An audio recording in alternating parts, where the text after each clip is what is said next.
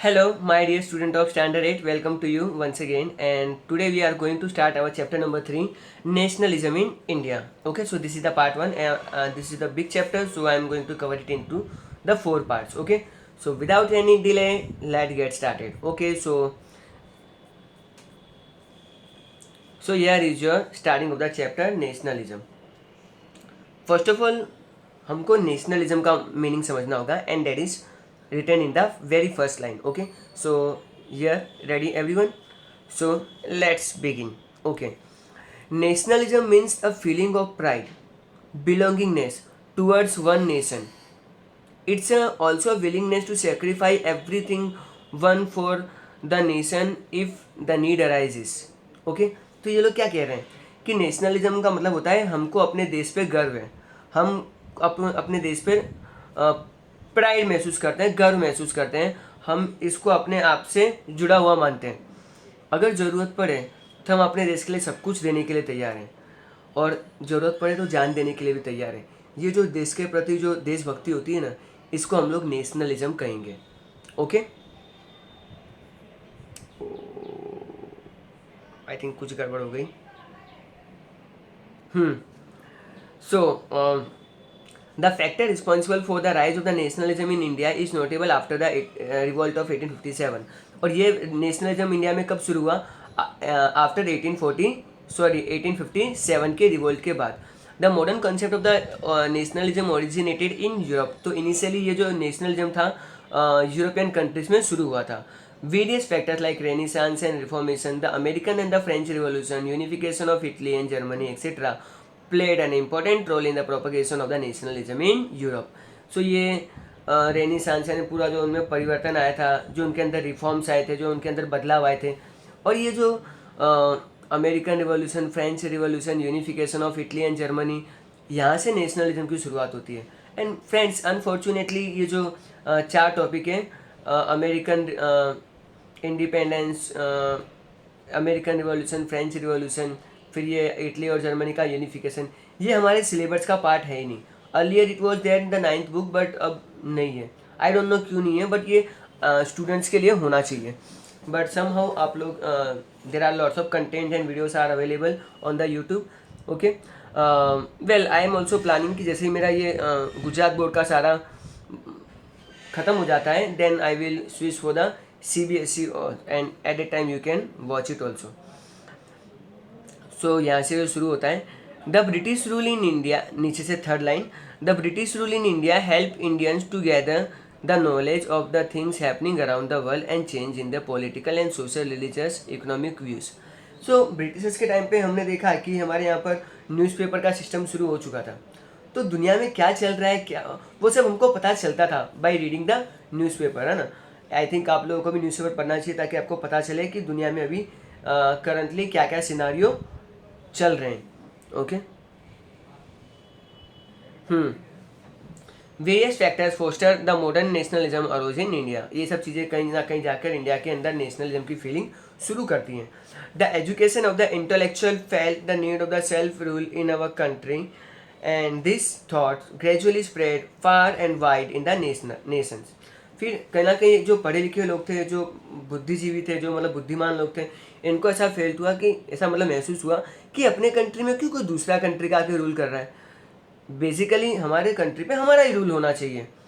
It was followed by the feeling of national unity. And सबको फिर ये समझ में आने लगा कि हम एक्चुअली हम पे रूल क्यों कर पा रहे हैं, बिकॉज वी आर डाइवर्सिफाइड, हम लोग अलग अलग हैं. So what is missing? The missing factor is unity. हमारे अंदर एकता नहीं है. एंड फिर हम लोगों ने शुरू किया. We will study the various factor that led to the nationalism in India. इनमें से कौन सी चीज़ें थी जो इंडिया के अंदर नेशनलिज्म लेके आई. ओके, आई होप ये पहला स्लाइड बहुत इंटरेस्टिंग था. आपको एक हिंट मिल गया है कि चैप्टर में हम लोग क्या क्या देखने वाले हैं.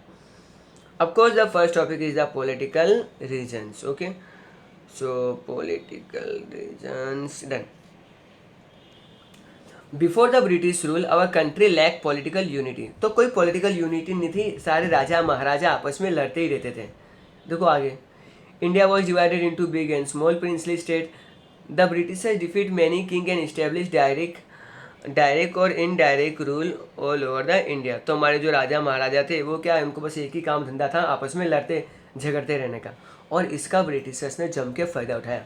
आपने वो कैट और मंकी वाली स्टोरी तो सुनी होगी। कैटें आपस में लड़ती है, मंकी आके बेनिफिट उठा लेता है, ठीक है। हम लोग लड़ते रह गए और ब्रिटिश नाम का मंकी पूरी रोटी डकार गया। Any how, under the dominance of the British the uniform administrative system was implemented. हाँ, एक चीज़ अच्छी हुई कि एक यूनिफॉर्मिटी आ गई। से फॉर एग्जाम्पल, अब मान लो कि एक पर्टिकुलर स्टेट है वडोदरा, एक मतलब किंगडम है। अब उसमें जो शादी की जो मिनिमम एज होती है वहाँ पर 18 ईयर्स है। उसके बगल में कोई दूसरा किंगडम है, वहाँ पे 16 है। उसके बगल में किंगडम है, उधर तो बोला कोई एज वेज कुछ नहीं होता है, बच्चों की शादी कर दो। एक किंगडम ऐसा है बोलते हैं 25 ईयर्स के बाद होनी चाहिए। तो यू कैन सी हर जगह पे अलग अलग रूल चल रहे हैं, है ना। यहाँ पे कोई किसी को मार देता है तो फांसी की सजा हो जाती है, कोई मतलब कैदी वैदी बनाने का ही नहीं। और कुछ जगह 5 साल है, कुछ जगह 10 साल है। तो ब्रिटिश रूल के आने की वजह से क्या हुआ, सब जगह एक यूनिफॉर्मिटी आ गई, यानी सबके लिए रूल सेम हो गया। However, the overall experience of the British rule was not conductive। मतलब ठीक है, कुछ चीज़ें अच्छी थी पर सारी चीज़ें अच्छी नहीं थी। Besides, there were many other reasons that led to the protest against the British rule। तो ये सब लोग फिर भड़क गए और इन लोगों ने प्रोटेस्ट करना स्टार्ट कर दिया। Gradually the protest become more prominent and wide spread. फिर ये धीरे धीरे और फैलने लगा। Now we are going to talk about the economic reason. Economy का मतलब होता है पैसे से रिलेटेड चीज़ें, ठीक है। उनके टाइम पे लोग बहुत ही गरीब हो गए थे, बहुत ही उनको पैसों की प्रॉब्लम फेस करनी पड़ रही थी। एंड सम हाउ फिर पैसे की प्रॉब्लम होती है तो लोग विरोध करते ही हैं। India was financially ruined due to the economic policies of the Britishers. The Britishers took the raw material from India and to England and then the finish manufacture goods were sold in the Indian market. Okay, ये लोग क्या करते थे, इनके time पे हमारा जो financial system था पूरा कंगाल हो गया, ठीक है। अब ये लोग क्या करते थे, इंडिया से सारा रॉ मटेरियल लेके ब्रिटिश इंग्लैंड ले जाते थे और वहाँ पे फैक्ट्री में प्रोसेस करके वापस इंडिया में लाके बेचते थे, ठीक है। इस तरह से उन्होंने पूरा इंडियन मार्केट तबाह और बर्बाद कर दिया। ऊपर से third line, the duty on the manufacture goods imported in India from the England was negligible whereas the heavy taxes are levied on the commodity manufactured in India। उन्होंने क्या किया, जो सामान इंग्लैंड से इंडिया में आ रहा है तो उस पर इम्पोर्ट ड्यूटी बहुत कम कर दी, मिनिमम कर दी। और इंडिया के अंदर जो सामान प्रोड्यूस हो रहा है ना, उस पर बहुत ज़्यादा वो लोग टैक्सेस लिया करते थे। ओके, तो इससे क्या हुआ, इंडिया के अंदर इंडिया का ही सामान महंगा हो गया। As a result the Indian goods become more expensive than the imported goods. In this cutthroat competition, the handicraft and the cottage industry of India would not sustain itself, and many artisans become unemployed। तो फिर Indian market इसके सामने आया, ठीक है नहीं, business को losses होने लगा, धीरे धीरे बंद होने लगे, बहुत सारे लोग अनएम्प्लॉयड होने लगे। एंड फिर कहीं ना कहीं अनएम्प्लॉयमेंट शुरू हो गया। आगे बढ़ते हैं। Soon the Indian realized that was the British policy to prosperous England at the cost of Indian economy। India की इकोनॉमी की ऐसी तैसी करके इन लोगों ने अपने इंग्लैंड को बहुत ही पैसे वाला बना लिया। This forced the feeling of nationalism in the people of India. और यही चीज़ जाके आगे जाके इंडिया के नेशनलिस्ट मूवमेंट में काम आते हैं, ठीक है। चलो अब हम लोग बात करेंगे transport and the telecommunication. So you can see transport and telecommunication, the railway, telegraph post, land and waterways etc. have developed in India by the British for the military, economic and political reasons। तो Britishers ने जो हमारे यहाँ पे India में जो railway start की थी वो उन्होंने हमारे लिए शुरू नहीं की थी, वो ताकि वो लोग सामान को फटाफट ला ले जा सकें, अपनी आर्मी को फटाफट एक जगह से दूसरी जगह शिफ्ट कर सकें, इसीलिए उन्होंने शुरू किया था। उन्होंने पोस्ट वे भी इसलिए शुरू किया था, उन्होंने वाटर वे भी इसी रीजन से शुरू किया था ताकि उनको ज़्यादा एडवांटेज मिले। However, it turned out to be the boon in disguise of the Indians। लेकिन फिर इंडियन लोग बहुत स्मार्ट होते हैं, उन्होंने फिर इन चीज़ों का आगे जाके जम के इस्तेमाल किया नेशनलिज्म को स्प्रेड करने के लिए। People come closer to one another due to the development of this facility. लोग एक दूसरे के पास में आ गए। Now it might be possible कि अब जो नॉर्थ इंडिया में जो एक बहुत अच्छा लीडर है वो फटाफट अब वेस्ट इंडिया में जा सकता है, ओके, ट्रेन से, और वहाँ के लोगों के अंदर मैसेज दे सकता है, वहाँ पे अपनी एक टीम तैयार करता है, दिन फर्दर वो फिर साउथ इंडिया में जाएगा। तो इस तरह से जो मूवमेंट है ना वो धीरे धीरे ज़्यादा बहुत जल्दी जल्दी स्प्रेड होने लगा। Mobility of the intellectual, artist and business class increased and they started exchange the thought and opinion. ये लोग एक दूसरे के कांटेक्ट में आए और एक दूसरे से बातें करने लग गए, तो पता चल रहा है सबको कि सबकी प्रॉब्लम लगभग सेम ही है, and they are the Britishers. Okay. Discrimination of caste, community, region, and become leisure to increase of community and mass transportation. The national leader could communicate their thought and plan to large number of people. Leadership was built at the national level instead of the regional level. अब leadership बनने लग गई, वो भी national level पे, not at the regional level. And this give a notable contribution to the swaraj. Okay. And फिर आगे जाके यही चीज़ें हमारे आगे जाके काम में आती है. Now literature and education. Literature यानी लिखावट, और एजुकेशन तो you know it very well. Education of English language paved way for the rise of the Indian nationalism. तो इंग्लिश एजुकेशन ने भी मतलब एक बहुत बड़ा कंट्रीब्यूशन किया इंडिया के नेशनलिज्म मूवमेंट के लिए. वेल,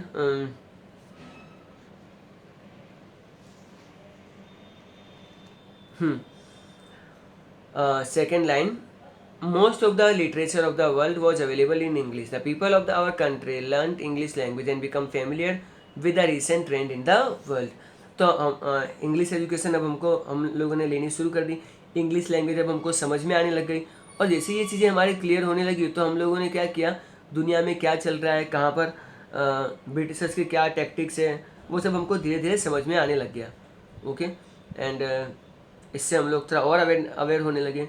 दस, we are inspired by the ideas of the democracy, liberty, equality and fraternity from the American war of independence and the French revolution. So American revolution पे भी हमारी बराबर नज़र थी, और हम लोगों को आइडिया हो गया कि कैसे उन्होंने ब्रिटिशर्स से इंडिपेंडेंस गेन की. फ्रेंच रिवॉल्यूशन भी हम लोगों ने देखा. People develop a self confidence, reorganise the power of unity and began dreaming about the bright future for the independent India. तो लोगों को अंदर थोड़ा थोड़ा मोटिवेट आया कि अमेरिका के लोग ऐसा कर सकते हैं तो हम लोग क्यों नहीं कर सकते. ओके. एंड वही अपने सुनहरे सपने देखने लग गए. तो ये उनको किसे आया, after studying the English language, और इन्होंने इंग्लिश लिटरेचर पढ़ना शुरू किया है after that. Third last line, various novel, act, stories, poem, song etcetera were written in the regional languages. This written literature spread the message of the national unity and devotion. तो कहीं ना कहीं जो ये जितने भी राइटिंग वर्क थे, ये एक तरह से लोगों के अंदर अवेयरनेस क्रिएट कर रहे थे. तो सब ये सब चीज़ें पढ़ेंगे लोग तो ऑटोमेटिकली वो लोग मोटिवेट होंगे ना. यहाँ पर आपसे एक क्वेश्चन पूछा गया है, and the question is, how did the English education proven to be the advantage and disadvantage for the Indians. See, advantage तो हम लोगों ने देख ही लिया है कि इंग्लिश लैंग्वेज की वजह से लगभग हमको पूरा वर्ल्ड का लिटरेचर अवेलेबल था. एंड डिसएडवांटेज ये है कि आजकल लोग इंग्लिश लैंग्वेज बोलने वालों को ज़्यादा स्मार्ट, इंटेलिजेंट समझते हैं, but it's just a language only. Okay. तो सिर्फ ऐसा नहीं है कि you can see the newspaper आजकल ये भी इंग्लिश में आते ही है. ओके. यहाँ पे नीचे इंडियन एक्सप्रेस में लिखा हुआ है, MPs and MLA will be disqualified as soon as they were convicted. Supreme court. Okay. SC यानी सुप्रीम कोर्ट. सी फ्रेंड्स, यहाँ पे ऐसा मैसेज, यहाँ पे न्यूज़पेपर में ऐसा लिखा हुआ है कि अगर कोई मेंबर ऑफ पार्लियामेंट या मेंबर ऑफ लेजिस्लेटिव असेंबली, अगर ये कोई भी किसी भी गुनाह इन पे हो जाता है तो इनकी क्वालिफिकेशन ख़त्म हो जाएगी. Okay. I think it's a good thing made by the Supreme Court, and Supreme Court ही है जिसकी वजह से हमारा देश बहुत अच्छे से काम कर पा रहा है. Now newspaper made a vital contribution in spreading the national awareness. तो नेशनल अवेयरनेस को स्प्रेड करने में न्यूज़पेपर का भी कहीं ना कहीं बहुत बड़ा इंपॉर्टेंट रोल रहा है. The newspaper published from the Bengal, Mumbai, Chennai and other areas criticise the policies of the Britishers and is awaken the nationalist feeling in the heart of people.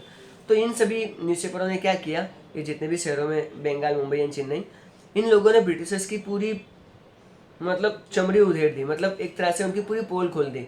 And ये लोग क्या कर रहे हैं, कैसे ये लोग इंडिया को एक्सप्लॉइट कर रहे हैं, सब कुछ बताया. इससे क्या हो गया, लोगों के अंदर एक गुस्सा आ गया, और कहीं ना कहीं आगे जाके ये चीज़ें हुई. Think, how did the newspaper manage to arose the feeling of nationalism among the Indians. क्योंकि लोग पढ़ेंगे तो उनको पता चलेगा कि हो क्या रहा है ना ज़िंदगी में. एंड फिर उनको पता चलेगा कि हाँ ये प्रॉब्लम है, तो एक बार अगर प्रॉब्लम समझ में आ गई तो फिर हम सॉल्यूशन तो निकाल सकते हैं. ओके, आई थिंक 2 स्लाइड बाकी हैं. Let us go through it. So a magnificent of the rich heritage. Now, archaeologist Alexander Cunningham and his assistant excavated many sites on the ancient civilization of Indus Valley.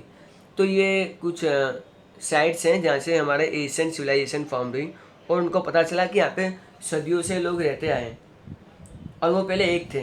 तो इससे भी हमको मतलब proud feel हुआ कि हमारा culture बहुत rich है.